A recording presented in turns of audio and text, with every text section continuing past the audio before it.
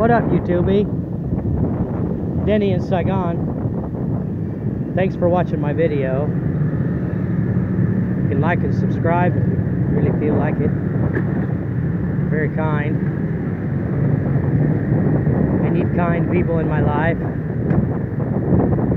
I used to have a lot of unkind people in my life, and I left them behind.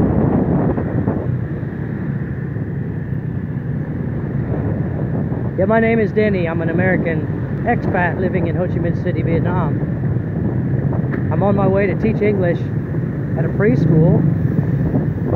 Didn't really look for that job. I don't really like teaching preschool as much, but there's a big need for it. So it's easy to find those jobs. Teaching preschool is a little tricky. You got to be super friendly. And the kids, you know, they need to like you.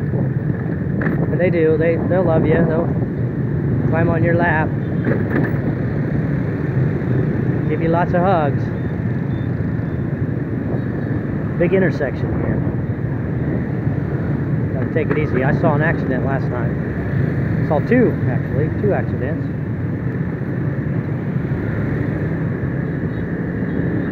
No problem. Yeah, sometimes you see them like that. One night I was coming back from Boom Tao Beach. It's about 4 hours west of Ho Chi Minh City, and I saw two accidents in one night, and 4 bodies, 4 dudes, 4 young dudes on the ground, and I can't confirm if they were dead or not, but there was people standing around, and they weren't moving.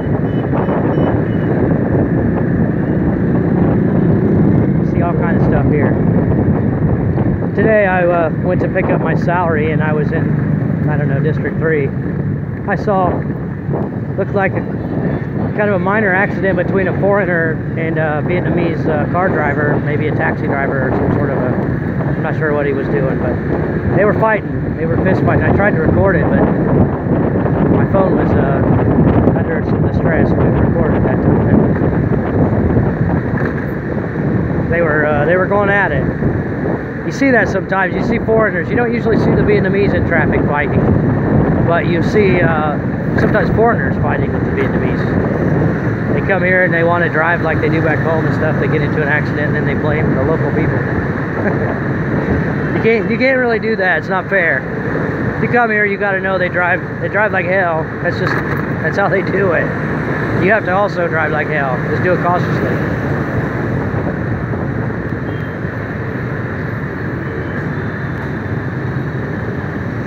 Yeah, you can learn to drive here. People do drive here every day. It's just risky, tricky.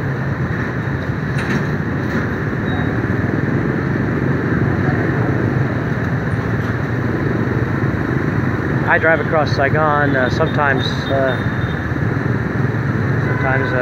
drive back and forth 3 times a day.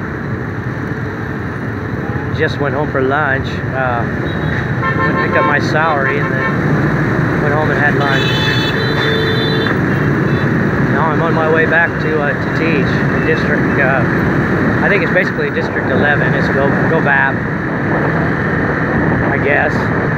All the signs say Go Bap. I'm not exactly sure what that is.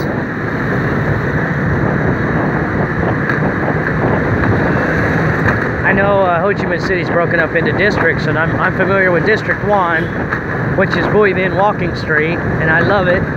It's my favorite place to live. There's plenty of foreigners, and there's plenty of people from all over the world there. And there's plenty of Western food of all kinds. And there's plenty of places to stay. And a lot of Vietnamese that speak English, and I love District 1. Then there's District 2, which I think has more foreigners even than District 1. District 2 is new, and it's got a lot of big apartments, new apartments, a lot of new places, a lot of restaurants, a lot of cool places like Saigon Outcast, and a lot of bars and pubs, burger joints, and a lot of Westerners, and a lot of people who drive cars live in District 2. That's where I'm living right now. I just have a cheap room. It's only $200 a month. It's super cheap, you know, $200 a month. That's tough to beat that. And I'm making a lot more money than that right now, but I'm paying down debts from back home.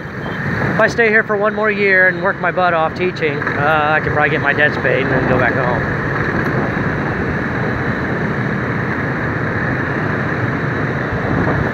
Don't really want to live in the USA, but you know, I got kids there. I got a boy, and I gotta get back to my kids. I got grandsons.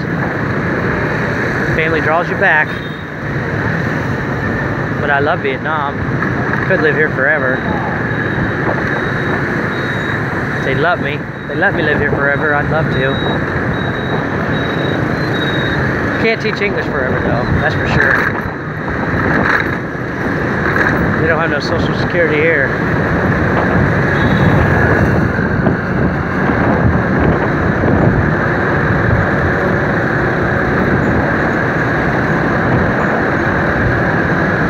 Yeah, I've really enjoyed teaching English. I started doing that in Cambodia.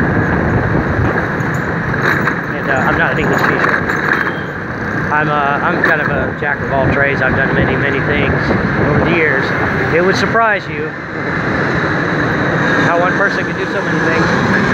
But I changed careers a few times. I did whatever to make the most money.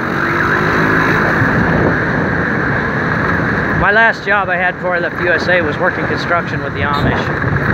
I was making pretty good money doing that. Wasn't bad. Working lots of hours.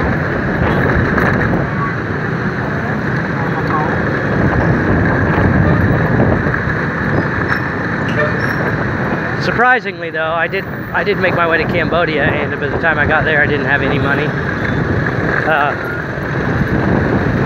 It's a long story, not a good one, but I made it through about 6 months in Cambodia with almost no money, teaching English. I met a super nice British guy who was the principal of a private school there. He gave me a job teaching, and kids like me. So I think teaching is my thing. I like it. I like it a lot. I love my students. They seem to love me. The parents like me. The staff likes me. Just got to be friendly, and you know, it helps to speak clear English. It's not always the case. I do run into foreign teachers here who I can't understand their English, but it is what it is.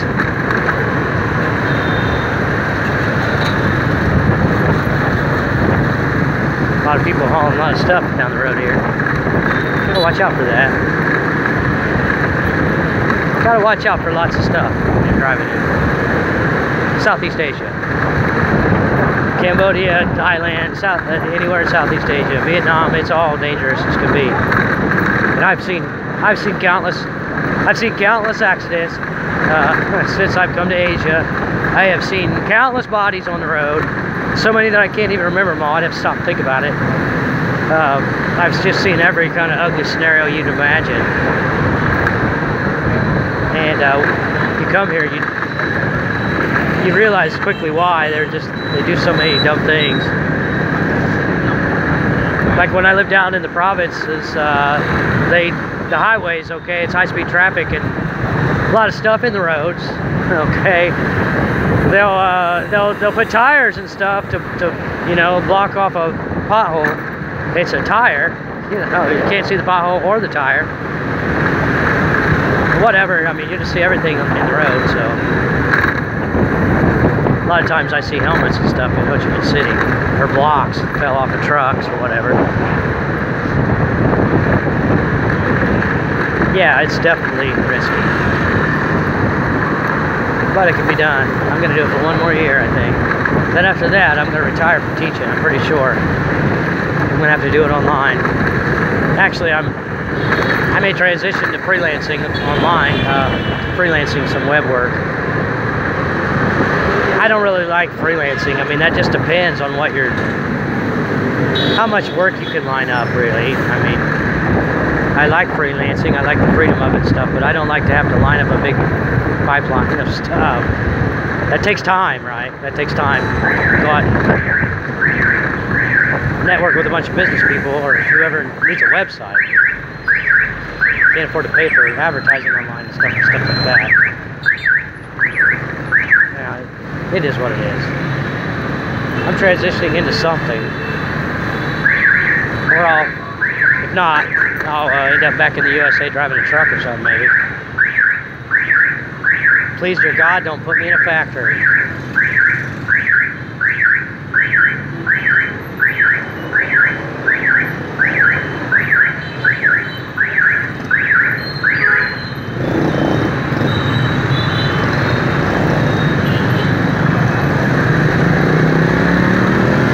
If I knew what I was doing when I was younger, I would have studied real hard and became a lawyer.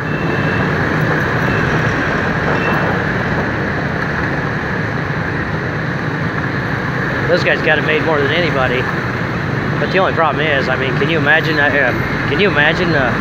sitting through one single law book? I can't.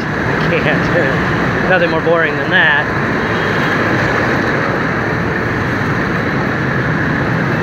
Brake check.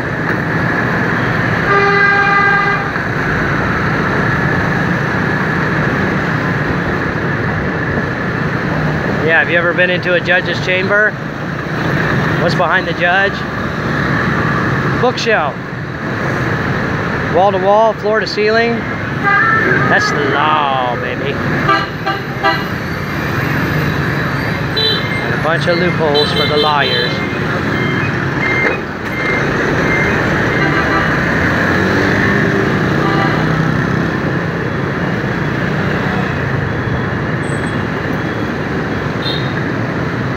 Almost there. Yep, Denny in Saigon. Thanks for watching my videos. I appreciate it. Hopefully we'll see something interesting. See another fight. Something cool happening. I'll try to put it on video for you.